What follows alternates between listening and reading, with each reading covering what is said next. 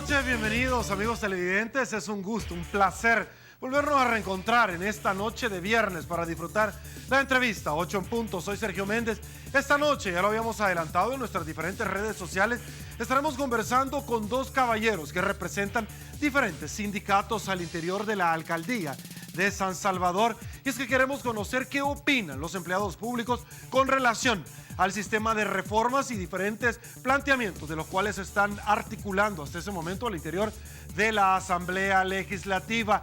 Rolando Castro y el señor Weder Meléndez nos estará acompañando en segundos para abordar estos y otros temas más vinculados sobre el área, el cual ellos desarrollan al interior de esta institución de gobierno. Les planteamos, señores, la pregunta para que usted sea parte integral de la entrevista 8 en punto, y dice así: ¿cree usted que la propuesta del gobierno sobre reformas al sistema de pensiones es para mejorar realmente el actual, el que tenemos? Hasta este momento, sin haber iniciado la entrevista 8 en punto, tenemos 212 votos, un 20% dice que sí, un 80% dice que no, que tendrá realmente otro destino. Iniciamos saludando a quien noche tras noche hace posible el primer segmento de esta su entrevista 8 en punto, como lo es Banco Agrícola. Y bueno, nos incorporamos a esta tribuna de entrevista para darle la bienvenida a nuestros invitados. Ya lo habíamos adelantado, el señor Rolando Castro, dirigente de Astran. Rolando, muchísimas gracias por acompañarnos esta noche para conocer su criterio con relación al tema de pensiones. Un privilegio estar en este set, compartirlo contigo, compartirlo con el compañero dirigente sindical y sobre todo con una teleaudiencia de un medio tan prestigioso como este. Gracias. También le damos la bienvenida al señor Weder Meléndez, quien es secretario general de Estran, Sindicato de Trabajadores de la Alcaldía Municipal de San Salvador. Weder, muchísimas gracias por su tiempo, gracias por acompañarnos. Un gusto, muy buenas noches. Un saludo a toda la teleaudiencia de Canal 33. Un saludo al compañero Rolando Castro y a usted por invitarnos. No, gracias a ustedes por tomarnos en cuenta a la invitación que le hemos girado. Rolando, iniciamos rápidamente conociendo cuál es la valoración que usted tiene particularmente, antes de presentarle el collage de las noticias más importantes, sobre la propuesta. ¿Cree que en alguna medida ha cambiado? El gobierno ha dicho, el vicepresidente Óscar Ortiz particularmente, seguro ustedes lo pudieron ver en los rotativos, tenemos hoy por hoy una posición mucho más flexible ante el sistema mixto. ¿Cree usted que realmente se tiene la buena intención de salir adelante en un tema tan importante para los salvadoreños, que día a día, para efectos prácticos, para que usted tome en cuenta este tema, porque nos acompañó el señor René Novelino hace unas semanas atrás, quien es presidente de Asafondos, y a preguntas de su servidor me decía: Sergio, es cierto, los salvadoreños están perdiendo $500,000 al día por no solucionar este problema de las pensiones. Por favor, arranco con usted. Sí, en primer lugar hay que dejar claro y contundentemente de que el tema de pensiones, la actual propuesta de reforma de pensiones que está por parte de Casa Presidencial, no lleva en lo más mínimo una proyección de un retiro justo y digno de la clase trabajadora, sino que el único gran objetivo que lleva es resolver el tema prácticamente de caja. Nosotros, la clase trabajadora, tenemos cerca de $9.000 millones ahorita, 8.900 infracciones de todo lo que se ha hecho desde la ley SAP hasta este momento. La situación difícil que el gobierno tiene, y que hay proyecciones incluso que para el mes de octubre no va a tener capacidad ni siquiera de resolver el tema del gasto corriente, está viendo prácticamente un dinero ahí como para tomarlo, pero para resolver el tema del problema fiscal y no para resolver el sistema de pensiones a nivel general. Nosotros como Astran estamos plenamente convencidos que sí debe de haber una reforma de pensiones, pero una reforma de pensiones con un solo interés, y el interés debe de ser el retiro justo y digno de nuestra clase trabajadora. Ese dinero es fruto del esfuerzo, del sudor, de la frente de nuestra gente, de nuestra clase obrera y trabajadora en este país, y por eso es que nosotros planteamos que debemos de defender ese rubro, ese dinero, ese retiro justo y digno de cada uno de nuestros compañeros. Nosotros como Astran ya estamos afinando algunas propuestas, y el gobierno caraquea de que se lleva cerca de $200 millones porque critica la ley SAP partiendo que dice que las AFP se llevaron la carne y a ellos le dejaron el hueso, que significa que los ya existentes jubilados o pensionados le queda como carga al gobierno. Nosotros ya tenemos una propuesta casi terminada como Astran y hemos llegado a las siguientes conclusiones, que con un incremento del 2% de la parte patronal y con el 0.5% de rentabilidad que tienen hoy por hoy las administradoras de fondos de pensiones, que lograran sacrificar el 0.5%, nosotros resolvemos de forma integral y transversal el tema de pensiones en El Salvador. Le quitaríamos incluso la carga que el actual gobierno cacaraquea cada rato, que son cerca de $200 millones al año, y con esa cantidad de plata es más que suficiente para que nosotros tengamos un sistema de pensiones con un eje transversal que lleve como objetivo el retiro justo y digno de nuestra clase trabajadora. Perfecto. Acá tenemos, obviamente, a la persona encargada, representante de Astran. Aquí tenemos a Astran. Voy con usted, para efectos de ilustración de los amigos televidentes, Weder Meléndez. ¿Cuál es su posición con relación a este proyecto que el gobierno ha venido desde hace meses atrás presentándole a la población salvadoreña, a los diferentes sectores, con relación a un sistema que ellos llaman un sistema mixto? Por favor. Sí, buenas noches.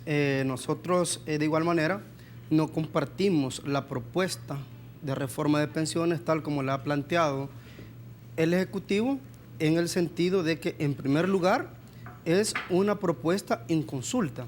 ¿Por qué? Porque a nosotros, que somos los trabajadores, los cotizantes, la fuerza laboral de este país, no se nos ha permitido exponer en una mesa nuestras diferentes propuestas.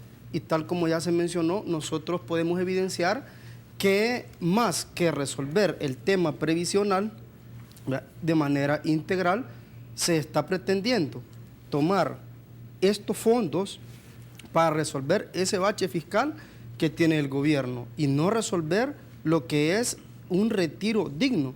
Nosotros como STAMS hemos planteado en más de una ocasión que nosotros veríamos bien que se participaran diferentes actores en un instrumento en el que los actores fueran el gobierno, la empresa privada, la parte académica de nuestro país, los economistas, los abogados del más alto nivel, y nosotros, los dueños del dinero, los trabajadores, y que de este instrumento, de las diferentes propuestas, se saquen las mejores conclusiones en beneficio del trabajador y de la trabajadora que se va a retirar en un futuro. Ok, Rolando, usted mencionó algo que a mí me llamó muchísimo la atención porque lo hemos compartido con muchísimas personas que nos han acompañado en esta misma tribuna de entrevista, al igual que también usted, Weder. Se ha planteado desde un inicio que esta no es una reforma al sistema de pensiones, sino que es una reforma fiscal. Y ha llamado muchísimo la atención porque las últimas resoluciones de la Sala de lo Constitucional de la Corte Suprema de Justicia, uno, que dejan inviable el 13% de la carga a la factura eléctrica, y dos, donde los $900 millones ya no van. El gobierno ya estaba adelantando la necesidad imperiosa de tener 1.200 millones más. De lo contrario, iban a echar mano precisamente del tema de las pensiones. Eso es lo que han denunciado muchísimas personas que nos han acompañado. ¿Usted sigue manteniendo que esta es una reforma fiscal y no una reforma al sistema de pensiones? Clara y contundentemente, sí, lo seguimos manteniendo, y es más, salió el vicepresidente de la República diciendo la semana pasada de que si logran ponerse de acuerdo con la oposición política sobre un préstamo de 1.200 millones, ellos podrían en alguna medida canjear o ceder el tema de pensiones. O sea, el tema de pensiones y la plata de los trabajadores es como la carta de chantaje que el actual gobierno tiene para resolver el problema de iliquidez financiera. Y lo otro que nosotros decimos es que lo que pasa es que el gobierno no tiene por qué ir a buscar a una oposición política para negociar el tema de la plata de los trabajadores, porque ni Arena, ni el PCN, ni Gana, ni PDC, ni nadie son los dueños de esa plata. Los verdaderos dueños de esa plata somos la clase trabajadora en general. No debe de estar en canje una negociación de ese tipo.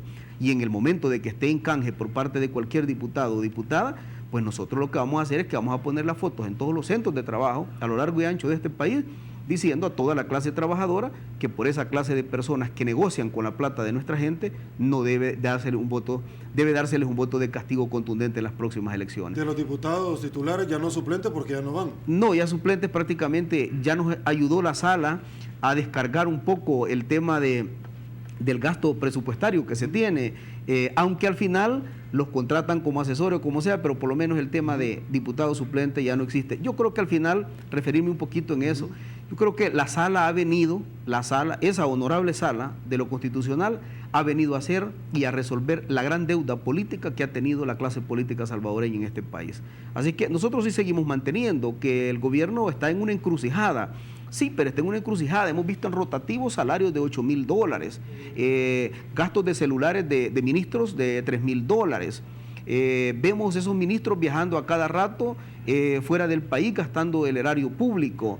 El presidente y todo el mundo nos pide que hay que apretarse el cincho, pero resulta que cuando uno ve, bueno, nosotros lo denunciamos acá en este programa, que el mayor gasto que tenía el gobierno era precisamente haber llevado más grasa al Estado. En estos últimos 6 años, han contratado 40,000 nuevos militantes de los partidos políticos para que lleguen a hacer trabajo de función pública, en teoría, y nadie nos creía. Hoy que vino el Fondo Monetario Internacional, hoy prácticamente así se los dijo y ahora sí se cree.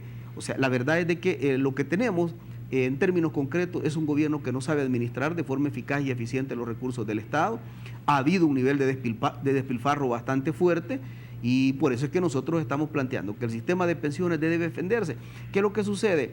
Nosotros dependemos de nuestros hijos, nosotros dependemos de que el hijo salga un hijo responsable para que el día de mañana, cuando entremos a la tercera edad, nos den la comida. No podemos permitir de eso. Nosotros trabajamos fuerte, trabajamos duro con nuestra gente. ¿Para qué? Para que el día de mañana no dependamos de qué clase de hijo tenemos, si nos ayuda o no nos ayuda, si nos puede resolver el problema o no, sino retirarnos con una pensión, pero con una pensión que sea justa y que sea digna. Ok, ¿usted también cree en algún momento, Weder, que este tema va encaminado en el tema fiscal? Y es que llama muchísimo la atención, Rolando Weder, amigos televidentes, porque ciertamente el gobierno no necesita de los votos del Partido Arena. Exacto. Entonces mucha gente se pregunta, ¿por qué no lo han hecho? ¿Su opinión? Es correcto. Nosotros sobre esa vía quisiéramos dejar de manera muy firme nuestro planteamiento, en el sentido de que cuando el gobierno tiene problemas de caja chica, no entendemos cómo es que permanentemente tienen una lucha ideológica con el gran capital de este país, pero igual los grandes evasores, valga la redundancia, siguen evadiendo pagar impuestos. Entonces, ¿por qué en lugar de querer afectar y dar ese golpe a la clase trabajadora para cuando nos querramos retirar, por qué no tomar en cuenta y hacer una cacería de brujas de tanto evasor que no paga los impuestos al gobierno? ¿Por qué? Porque no somos nosotros, los trabajadores, los que tenemos que cargar con este costo. ¿Por qué? Nosotros desde ya tenemos como trabajadores, como clase obrera, una infinidad de impuestos que el actual gobierno ha implementado, y además tener que soportar esto que se pretende hacer de tomar el dinero para el retiro de nosotros, para nosotros es totalmente intolerante. Ok, señores, hacemos la primera pausa. Eso se llama Hecho en Punto. Volvemos.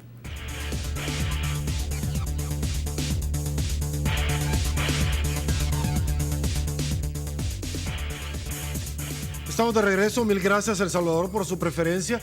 En este segmento le vamos a presentar el collage de las noticias más importantes que en los últimos días han acaecido y que muchos rotativos han suscrito en su madera. Nos desplazamos rápidamente y se los presentamos. Arrancamos, dice así: ANEP, AFP y otras organizaciones anuncian iniciativas sobre las pensiones.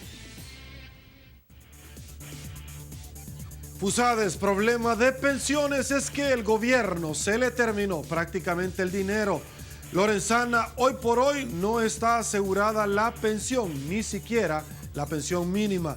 Expertos sugieren no mezclar reforma de pensiones con el tema fiscal. Sistema de pensiones para militares hoy por hoy en peligro. Gobierno da al ITFA 3.3 millones para pagar las pensiones. Está relacionada a la anterior. Hacienda, el gasto en pensiones se duplicará. Vicepresidente Óscar Ortiz, el gobierno está dispuesto a ceder en el tema de pensiones, a lo que nos referíamos en el primer segmento. Contra DEFOT pide crear nuevo proyecto de reforma de pensiones. La iniciativa ciudadana para las pensiones elaborará proyecto de una reforma integral. ANEP, AFP y otras organizaciones anuncian iniciativa sobre las pensiones. FUSADES, problema de pensiones es que el gobierno se le terminó el dinero. Nos incorporamos, señores, rápidamente a estudio y conversamos. Rolando Castro, conocer un poquito sobre el tema de pensiones, porque en alguna medida el tema de pensiones sufrió una modificación cuando se le hace comprar a las AFP deuda que el Estado en algún momento estaba colocando o papeles de nuestra plata. Estoy hablando del fideicomiso. Lo que llama la atención es que este fue altamente criticado en la administración del señor Saca por miembros del FMLN. En el 2009 llega el FMLN a Casa Presidencial y sigue sacando plata del fideicomiso, algo que ellos criticaron. ¿Su opinión? La doble moral de la partidocracia en El Salvador, la doble moral, y quiero plantear un par de ejemplos. Número uno, cuando en el gobierno de Saca, que por supuesto era de Arena, se construye la ley de fideicomiso, precisamente el tema previsional, alta, una lucha férrea, fuerte, frontal, que el FMLN dijo: esto no puede ser, esto es privatizar pensiones, esto es dar el dinero al Estado, etcétera, etcétera. Y al final, Tony Saca y su gobierno logra sacar una cantidad de dinero que podía andar por el 30% prácticamente de la plata global nuestra. Cuando llega el presidente Funes, llegando al poder por la vía del FMLN, prácticamente nos dan el tiro de gracia y nos quitan otro 20% adicional. Y últimamente, que nos han quitado como un 10% más, prácticamente el 60%, siguen haciendo uso. Pero eso todavía no es lo más paradójico o la mayor esencia del tema. No, es que el FMLN siempre planteó que el Banco Mundial, que el Fondo Monetario Internacional y que el Banco Interamericano de Desarrollo eran los grandes capitales extranjeros y que por lo tanto eran enemigos ideológicos, políticos y de clases, y que no había que darles el dinero. Pero resulta que a esas tres instituciones que acabo de mencionar les pagan, cuando colocan bonos, les pagan un 7 y un 8% de rentabilidad o de tasa de interés de mercado. Y a nosotros, la clase trabajadora, nos han estado pagando el 1.23. Espérame, ubíqueme en eso, porque la población salvadoreña me parece que es importante que puedan entender. Usted lo que me está diciendo prácticamente es que criticaron al Fondo Monetario Internacional en su momento y que ahora le pagan obviamente un mejor porcentaje en la colocación de empréstitos de deuda y a diferencia de lo que nos pagan a nosotros por figura del fideicomiso, pese a que la Sala de lo Constitucional les obligó a que lo hicieran. Yo le digo, si esta aseveración es correcta, la que yo estoy haciendo, porque yo así entendí, ¿cómo debemos de entender que la semana pasada vino una comisión del Fondo Monetario Internacional y le pide a este gobierno que les ayude primero a recortar aquellas plazas, la grasa del Estado, y le pide que le ayude a salir adelante con el tema de las pensiones? ¿Cómo es que ahora le pide y en el pasado eran malas? Lo que acabamos de calificar como la doble moral o la inmoralidad de la partidocracia en El Salvador, y la falta de contenido de una agenda programática y estratégica, y la falta de coherencia del quehacer político en El Salvador. Yo quiero mencionar como tres aspectos. El FMLN en aquel momento dijo de que era la vanguardia, que era el partido representante de las grandes mayorías, y en especial de la clase trabajadora y del movimiento sindical evidentemente organizado. Y que nuestros enemigos ideológicos, políticos y de clase eran prácticamente estos que le llamó en su momento estos monstruos económicos y financieros internacionales, y que esos monstruos dependían prácticamente del gran imperio, y esa era la canción que permanentemente se daba. A eso se armaron luchas que se armaron contra privatización de la salud, etcétera, etcétera, y que dijeron de que no podíamos acatar la receta de estas instituciones internacionales. Eso fue cuando el FMLN no era gobierno. Pero resulta que cuando llega el gobierno, también había otra, me recuerdo, Gerson Martínez estaba en la Comisión de Hacienda de la Asamblea Legislativa y andaba hasta un cuadrito que lo anotaba y lo presentaba así en los medios y decía: ya estamos llegando al endeudamiento de 40% de la deuda PIB. Y decía, y mire, y esto lo va a pagar usted, su hijo, su nieto y hasta la cuarta generación. Por lo tanto, ya no podemos seguir endeudando el país con el 40% de endeudamiento PIB. Hoy el mismo Gerson Martínez, ministro de Obras Públicas, hoy sí pide más préstamos, y cuando se le pregunta cómo está el tema Ahorita están alcanzando, según los economistas, el 60% la deuda PIB en El Salvador. Y ahorita dicen ellos, sí hay condiciones para seguir endeudando el país más. Todo prácticamente, ojalá y un día los medios de comunicación, ustedes, nos ayuden a poner a esta misma figura lo que decían antes y lo que dicen ahora. Es la doble moral de la partidocracia salvadoreña que tenemos, y por eso cada día en las mismas encuestas es algo homogéneo que sale, donde plantea de que nadie cree. Las dos instituciones más desprestigiadas de El Salvador son la Asamblea Legislativa, que ocupa el penúltimo lugar, que por excelencia está representado los partidos políticos, pero resulta que quien le quita el último lugar son los partidos políticos, de las instituciones menos creíbles en El Salvador. Y es por eso, porque cuando se está en una trinchera que genera una oposición política dicen una cosa, y cuando llegan al gobierno prácticamente dicen otra cosa.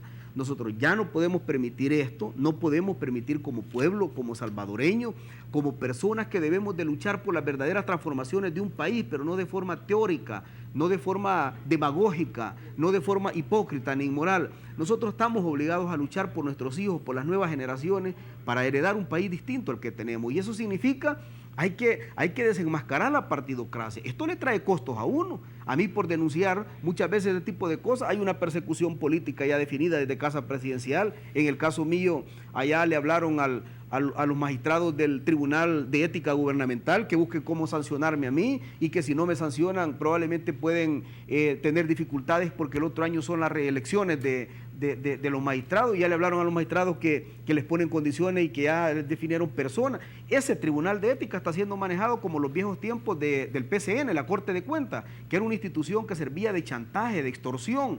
Bueno, llegaron momentos que llegaron de unos concejales para recabar pruebas, hasta ofrecer dinero a cambio que hablaran contra mí.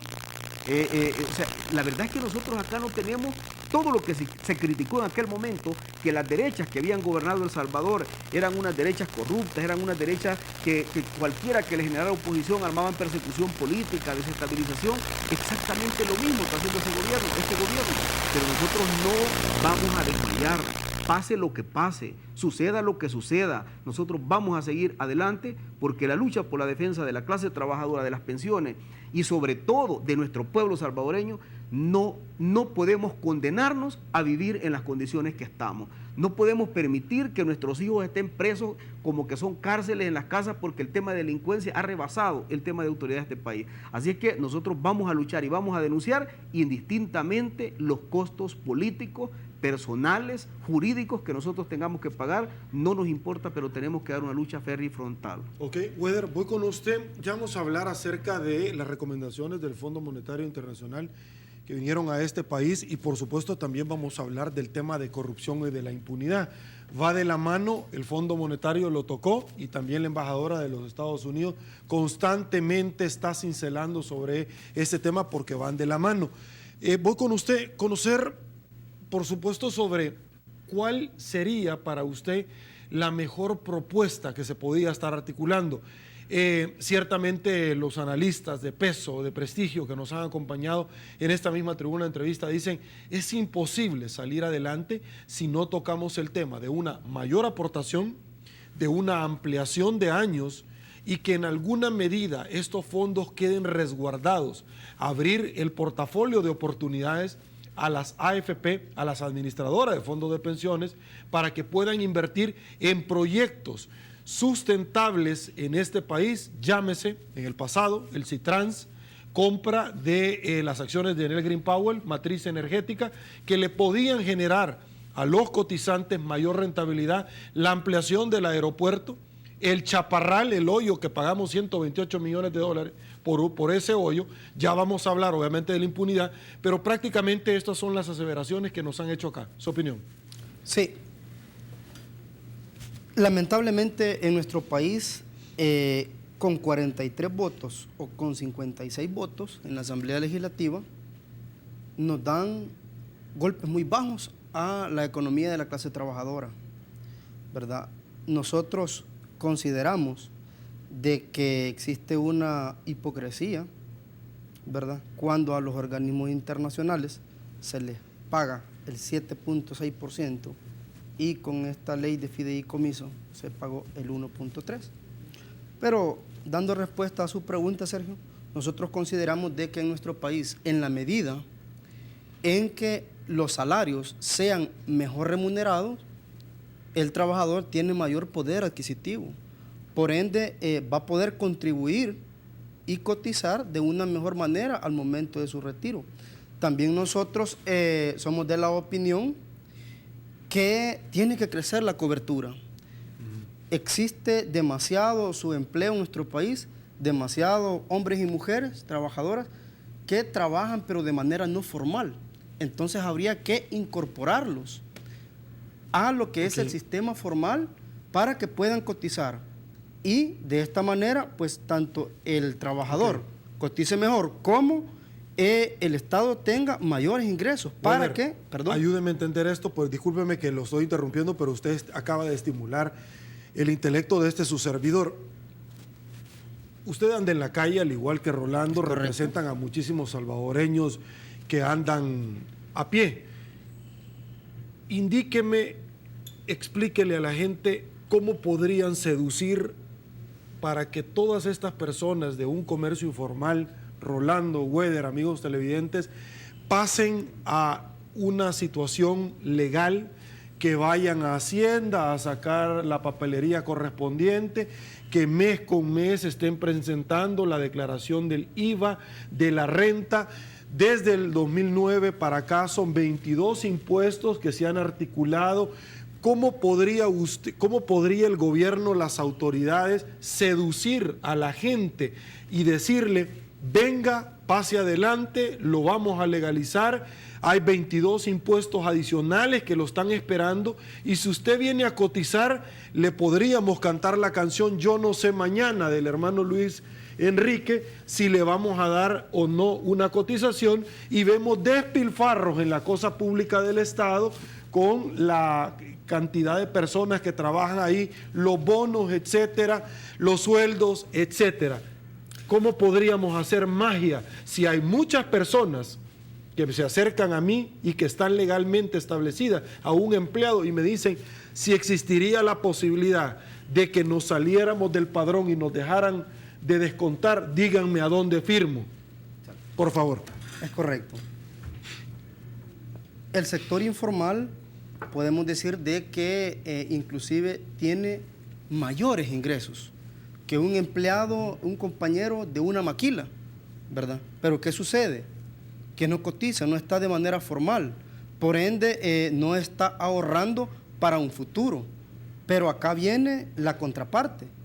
El contenido de esta propuesta de reforma, tal como está planteada, nos indica que nos van a quitar el dinero y que va a pasar a las arcas del Estado, y que en el futuro, si existe disponibilidad en el presupuesto general de la Nación, en el presupuesto del Estado, vamos a tener pensión, y si no, esto queda a mucha discreción del gobierno de la República. Es por ello que nosotros permanentemente estamos dando nuestros planteamientos en el que rechazamos totalmente esta propuesta, y además de ello rechazamos todo tipo de impuestos que vengan a golpear el bolsillo de los salvadoreños y salvadoreñas. Perfecto, vamos a... Estamos de regreso, mil gracias El Salvador. Quiero compartir con todos ustedes y con ustedes las recomendaciones del Fondo Monetario Internacional. Voy a ir rápido y me voy a limitar únicamente a lo importante y relacionado a este tema. Revertir el crecimiento de la deuda y el déficit. Vámonos a la 2. Evitar los impuestos que distorsionan la actividad económica, como el 13% que le querían meter a la factura de electricidad. Sigamos en el tercero, reducción del gasto público, quitarle toda la grasa y todos esos viajecitos de los burócratas. Reforma el sistema de pensiones, de lo que nosotros estamos hablando, que de una vez por todas se solucione este tema. Inclusión financiera para que varias personas o hogares tengan mejores accesos a préstamos blandos. Vámonos a la otra, la sexta, mejorar la inversión y el crecimiento. 7, reducir la delincuencia y la corrupción.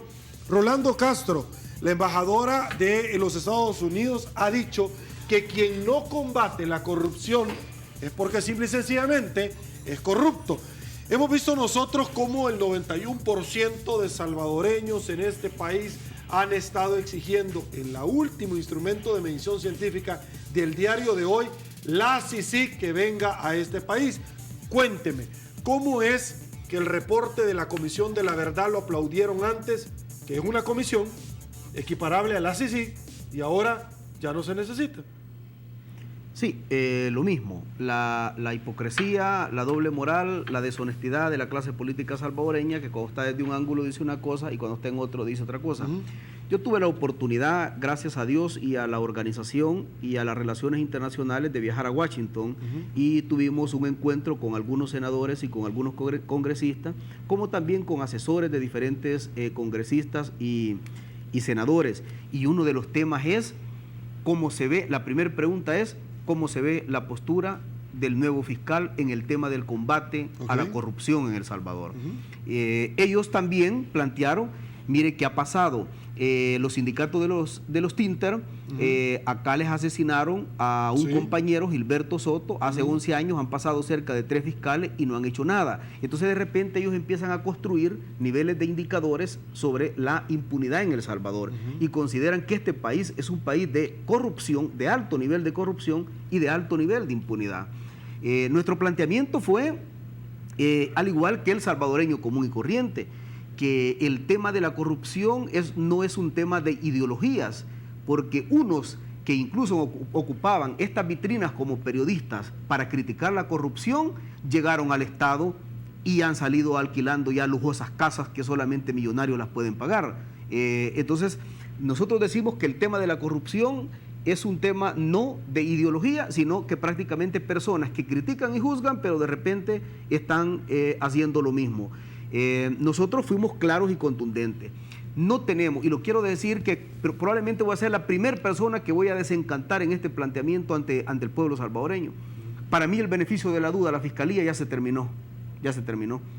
Porque eso de andar amarrando y de andar buscando niveles intermedios, de andar metiendo presos, por ejemplo, en el tema de la tregua, a una señora embarazada de un tercer nivel, de un cuarto nivel de jerarquía, cuando los grandes arquitectos de las obras grandes de este país no las hacen nada, cuando tenemos la presa El Chaparral, que ahí está una demanda que prácticamente no la mueve ningún fiscal, cuando nosotros tenemos la muerte y el asesinato de un compañero líder sindical como Gilberto Soto, que fue asesinado y que resulta que hoy que yo me he enterado hoy que fui a Washington, por Dios, de cosas que yo ni siquiera sabía en este país, y una de las cosas fue, estaba reunido con los compañeros de los Tinter y estaba reunido con unos asesores de congresistas, y luego dicen, es que nosotros como los Tinter hemos pagado expertos en investigación que tenemos en El Salvador, y resulta que la fiscalía definió que la muerte de Gilberto Soto había prácticamente el indicador que tenía la fiscalía era, la línea de investigación era, y a esa conclusión llegaron, es que fue una muerte que prácticamente se la culparon a su suegra por quedarse con un seguro. Y luego resulta que hoy me dicen ahí, porque llevaron a los investigadores que están en este caso, investigadores nombrados como Danny Dalton, de parte contratados por los Tinter y trabajando ad honorem, solo por una defensa prácticamente de no la impunidad en El Salvador y de solidaridad con Gilberto Soto, y aparte de eso, recomendado por los congresistas, un hombre especialista en el tema de investigación. Y cuando Danny Dalton llega a la reunión dice, el último informe que tenemos de investigación es que la misma fiscalía se encargó personas a torturar a las personas para que aceptaran culpabilidad sobre la muerte de Gilberto Soto, y recientemente hemos detectado y tenemos ya declaraciones de que los torturaron y los obligaron para aceptar eso y encubrir prácticamente lo que había pasado con el compañero. ¿Usted no ha platicado con el señor fiscal general de República actual con relación a este tema? No, es más, yo acá públicamente, acá en esta vitrina que es tan prestigiosa y grande, yo le pido encarecidamente al señor fiscal 2 cosas. Número 1, que reabra el caso de Gilberto Soto, porque ha estado escondido y hoy es un dirigente sindical asesinado, mañana podemos ser cualquiera de nosotros, y en el país de la impunidad llamado El Salvador aquí pasa cualquier cosa. Y 2, nosotros le vamos a hacer una solicitud formal al señor fiscal, le vamos a hacer una solicitud formal de investigar y llegar a la profundidad sobre este tema. Por supuesto, la nota va a ir dirigida al fiscal general, va a ir con copia a la embajadora de los Estados Unidos, va a ir con copia al sindicato de los Teamsters y va a ir con copia a los congresistas y senadores que están interesados. Ellos dijeron claramente, nosotros no vamos a descansar, nosotros no vamos a permitir que en El Salvador el caso de Gilberto Soto llegue a ser otro del índice más de impunidad de ese país. Cuando a mí me estaban diciendo que los investigadores que tienen, contratado gente de la DEA, contratado gente del más alto nivel de investigación de los Estados Unidos, y dicen ahí, el último informe que tenemos y ya evidencias concretas es que hasta torturaron a personas para hacerse cargo de ese asesinato, el cual nunca pasó. El tema de la corrupción fue otro tema de que me preguntaron, y yo les dije, nosotros vivimos en un país que prácticamente nuestro pueblo se está muriendo de hambre. En los hospitales no hay medicina, no hay camillas. Cuando uno entra a ver a alguien al Hospital Rosales, la persona que va a verlo sale enfermo en las condiciones que se encuentra en el Hospital Rosales.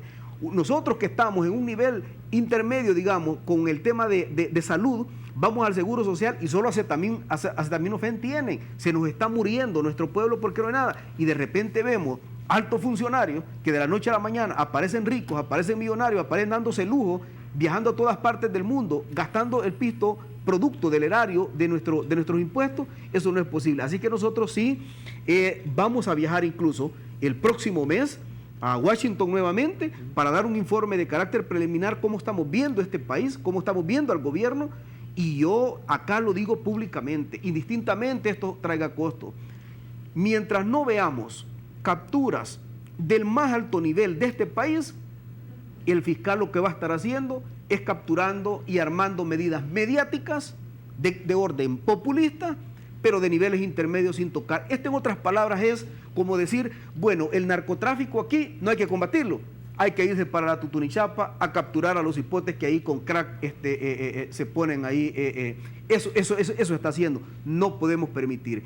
Y también nosotros, probablemente como organización, vamos a ser los que más vamos a insistir en el Congreso de los Estados Unidos y en el Senado para pedir la intervención de las CICIG en El Salvador, producto que tenemos una fiscalía totalmente débil, una fiscalía de que pide recursos, no le dan, y una fiscalía que creo que todavía sigue aquellas llamadas telefónicas de las diferentes fuerzas, tanto políticas, económicas y del Estado, hablándole para que algunos casos hay que apachar el ojo y no darle seguimiento, como el caso del Chaparral y otros, y a otros sí hay que abrirle y hay que ver si se capturan niveles intermedios solamente para llamar la prensa. Ok, Weder, el tema de la impunidad es complicado para salir adelante en un país que tiene otro tipo de problemas como el tema de pensiones. Es correcto. Es que la verdad es que es lamentable cuando siempre los Estados Unidos de Norteamérica nos tienen que venir a corregir la plana. ¿Por qué? Porque la institucionalidad no funciona, porque la Asamblea Legislativa no funciona, porque los ministerios del Ejecutivo no funcionan. Entonces, cuando esto sucede a la ciudadanía, cuando el gobierno, cuando los partidos políticos no son capaces de satisfacer las necesidades, nos vemos en la obligación, las organizaciones no gubernamentales, el movimiento social, a pronunciarnos con este tema de la impunidad. La verdad es de que es lamentable lo que se da en nuestro país. Creo que solo acá se da eso, ¿verdad? Y sí, la verdad es que es urgente en virtud de que los organismos que acá tienen que regir bien cómo el país tiene que caminar, si es necesario, instituciones como las CICIES, ¿verdad? Pero que tengan cierta coerción, ¿verdad? Que no sean instituciones blandas, ¿verdad? Para que le den fiel cumplimiento. Perfecto. Señores, otra pausa en 8 en punto. Volvemos.